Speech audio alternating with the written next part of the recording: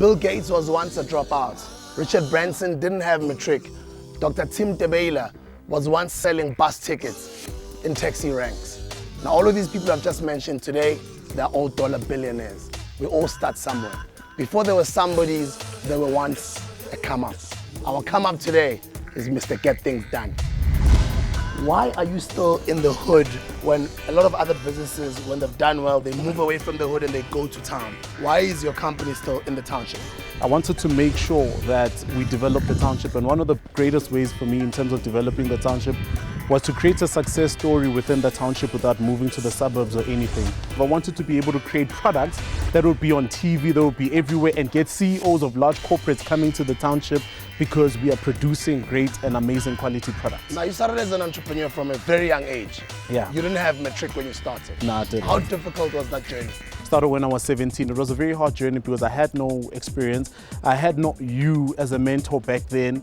I mean, there was no things like internet, and I mean, my highest grade was grade 9. So a lot of things were learning as I was moving along. I think the first 3 years of running business, there was no internet at all. There was no back support. There was no funding. There was no finance. But I really appreciate the journey because I don't think that I would be the entrepreneur that I am today if it wasn't for those challenges that I had to undergo. So I mean, put me into any business at this particular moment, I think I'd make it a success. What does your business do? We run a printing and branding and online agency. So basically we develop websites, we print your marketing collateral, and we come up with amazing and great creative concepts for moving brands forward, campaigns, concept development, and we also run our own manufacturing in-house, Elokshi. Can you tell us a little bit about how important it is for young or small growing businesses or entrepreneurs to have knowledge of how a business is run?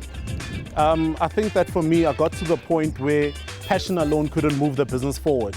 But I realized one thing, that now I needed skill. I needed things like systems and processes to be able to move the business forward.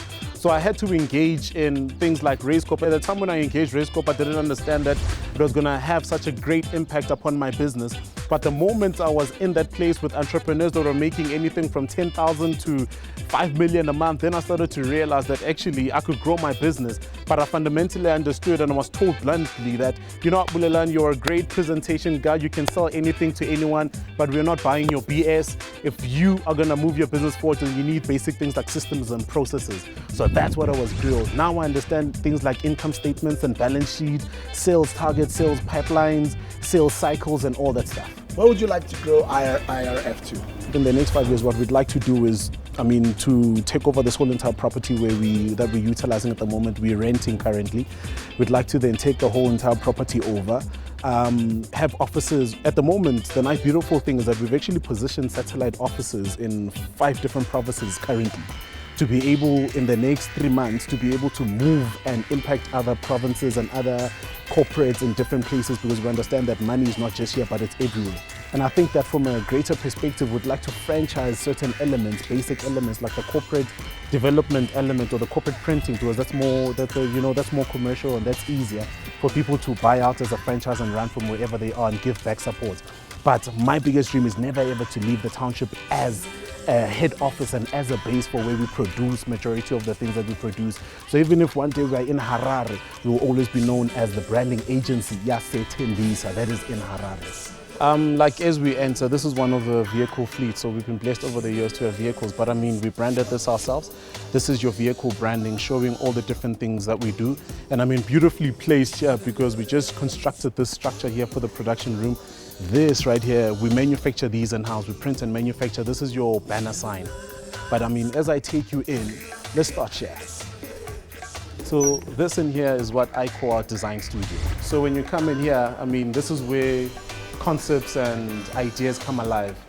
These are the machines, and the beautiful thing is actually there's something running there. This looks like nothing now, but this is actually a wall banner. Okay. Most people would know this as a media banner. This is where people normally take photos and all that stuff. So we have some of our machines running here to build up all of our substrates, but this is where ideas come alive. I think in the next 5 years, we'd like to at least have about 50 or 60 qualified designers and art directors to be able to move the company to a crazy level.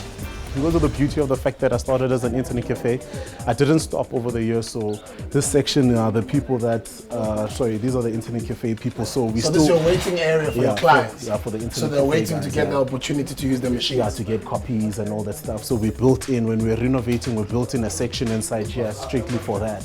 So I mean, I'll take you into the office as well. So I think that from the most part, what we have done as well is try to make it convenient and easy for people to see and understand all the different things. We can't hang everything on the wall, but these are some of the products, or rather for some of the few clients that we've done the different things for. So normally when people walk in, they actually want to see and feel some of the things that we have done. And we really believe that we are the next black agency in South Africa to take over.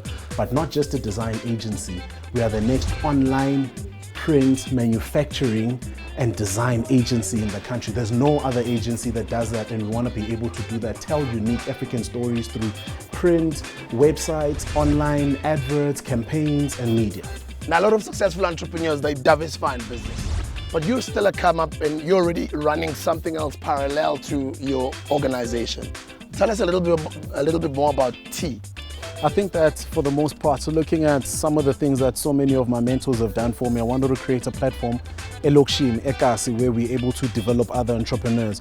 So I mean, we started Tea about last year, July, on the 11th, we started this great idea, having conceptualized it for so many years. But the whole idea with Tea is to then build up other entrepreneurs as per the vision with, the partner that we have, like Leadership 2020 and all the other guys, to build up 1 million entrepreneurs by 2020, which is a great vision. But now we partnered then to understand that if we are able to impact people in the township, then we are able to move South Africa forward. Because think about it, the next set of billionaires are coming from the township, the most creative guys and ladies are in the township, then why are we not spending most of our time in the township running excellent and marvelous seminars? Because we need to make sure that we grow the township all over South Africa.